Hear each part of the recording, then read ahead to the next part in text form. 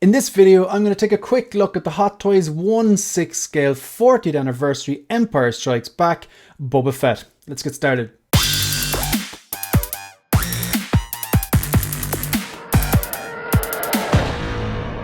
Hi everyone, welcome to 1/6 Figure Focus, and you're watching episode number 5 of a series of playlists. A playlist with a series of videos called Triple Threats. So these are characters or figures that I bought them because I love the character, love the source material, and love this particular version of the figures. Because let's face it, if you're an Iron Man fan, there's so many different versions, same as Batman and Spider-Man, etc. And Boba Fett as well. So is this a triple threat? It absolutely is. Why? Love the character Boba Fett, love the mystery from Empire Strikes Back, and you know, Return of the Jedi until he inevitably met his demise. But Empire Strikes Back, he's the guy who captured Han Solo. He's got a really cool ship. He was involved in like some space battles and stuff like that. And he's got the cool armor and stuff like that. Fine. So, love the character. Do I love the source material? It's Empire Strikes Back. Say no more. And do I love this particular version? Yes. This is just really cool armor. Even though I know, like, say the Mandalorian might have kind of a more updated, cooler costume, and I know, say, people, like a lot of people prefer Django and stuff like that, and you know, the modern Mandalorians, because of, I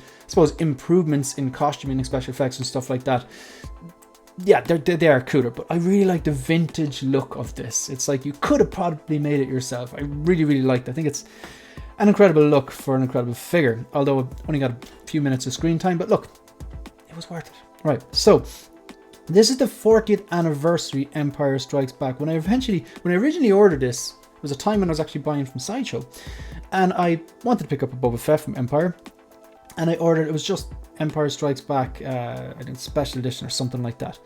But then they upgraded me. They kind of said, look, we don't have that one anymore, but we have the 40th anniversary packaging one, and it's the same stuff. You still have the special edition with the alternative types of armor, which is like a concept type. Like I was always going to pose it with this screen accurate, but it's nice to have those other pieces. I think there's an alternative jetpack and gauntlets and few other things just to change the look of it. And I might sometimes swap it out and do a short and leave it up there for a few weeks. Anyway, so this is what it looks like through the glass and the bleeding. This is after opening the bleeding, so I can just remove the glass and just so there's nothing in between the lens and the figure itself.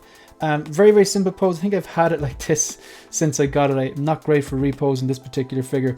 I will say, sometimes he struggles to stand. You really have to dial in the pose and make sure that there's the feet are flat enough, or most of the feet are flat enough to just get the center of gravity right. I mean, like that's typically how I do things. I typically don't use bases if they're just like boring bases. I will use bases if they're like light up or environmental or a diorama and something adds to the scene, like the Spider-Man Final Swing red and blue suit. That snowy rooftop scene's incredible. Or the Death Star bases that are released with MS-736 with those stormtroopers, the Death Star light up environment ones, or the Besman Luke one is my favorite. Or even, you can see Wolverine here. Yep. Okay, or even Tony. No, that base isn't great, but it works with dummy and stuff like that. Anyway, yeah, this looks great. It's just, what do I like about it? Well, I like the Mandalorian armor. I think it's mysterious. That kind of like T-shaped visor, the antenna, the weathering, the all the like chippings and stuff like that. It's not just a perfectly painted green dome. Like, you know, it's this person's been in battles. It's old. It's rustic. It's worn. I like that. He's seen some battles. Got the blaster as well. You kind of have the Wookiee braids here. Bit of material and mixed materials there. So you got the undersuit, which is kind of like a flight suit. It's kind of like a charcoal grey or a light grey. And you've got I'm not sure what to call that, like a little bit of cape that's on it. It's just very cool. Moving on to different photos, slightly different angle there. Kind of zooming in on the dome itself. Just, you got to hand it to Hot Toys. Like they hit way more. Their hit rate is way higher than their miss rate. Yes. Every now and then they'll give us a Tony Stank or the kind of smiling Ant-Man or something really like that isn't even close to the mark. But most of the time you get the prototype or with a bit of slippage. Yes, there is definitely slippage. For example, I love that 1973 Wolverine. I just reviewed it on my channel there. It's live.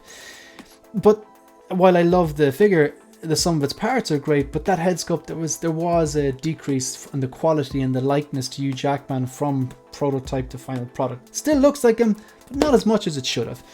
But anyway, the sum of its parts, it's a good figure. Doc Ock could be another example there. I can still see Alfred Molina in it with the glasses on, but is it a particularly great sculpt? It's not, but it's a great figure. The engineering and the tailoring and everything, fantastic. Anyway, back to Boba Fett.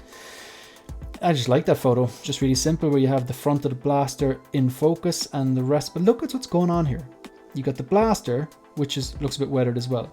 You've got the gloves and the different texturing and paint offs on the gloves. You've got the gauntlets and then the weathering on the gauntlets. You've got the mixture of plastic and then different materials. There's so much going on. The Wookiee braids. Speaking of Wookiee braids, that was good timing. And even the emblem he has there. There's a lot of detail gone into these amazing figures. I think that's one of the things. It's like the playlist, this Triple Threats playlist. It's kind of really making me appreciate what I have more and have gratitude for what I have more, but also because you're taking close-up photos, you're really looking at all the little details that maybe in passing, if you're just holding the figure or posing the figure or just walking past on your shelf, you might miss. So I'm actually really liking that. You got those knee rockets, which we never got to see him use in the original trilogy, but we got to see Boba Fett use them in season 2 of The Mandalorian, which was incredible. I don't care what anyone says, class. And even like just underneath the knee rockets, you can see these two little tools that he has slipped into that little pouch there. And I remember when you get this, there's like 3 or 4 different things you have to put in yourself, and I really like that. And then you've got those classic boots. They're kind of funny looking. I like it. Wellies with little ridges on them and little spikes on the front, but all the same, fantastic figure. Definitely a triple threat. So that was episode number 5. Be sure to go back and check out episode 1 to 4, and of course episodes 6 to whatever. I'm not sure how many of these I am making. It's currently the 12th of June. I filmed all these videos on the 12th of June. I'm supposed to fly out to New Zealand later on tonight, so depending on how much I get done. Anyway, if you want to support the channel, and your support is appreciated, like the video, subscribe to the channel, leave a comment, maybe become a channel member and support the channel in that way if you're in a position to do so. And yeah, follow me on Instagram and on X. That's it. That's the end of the video. See you in the next one. Good luck.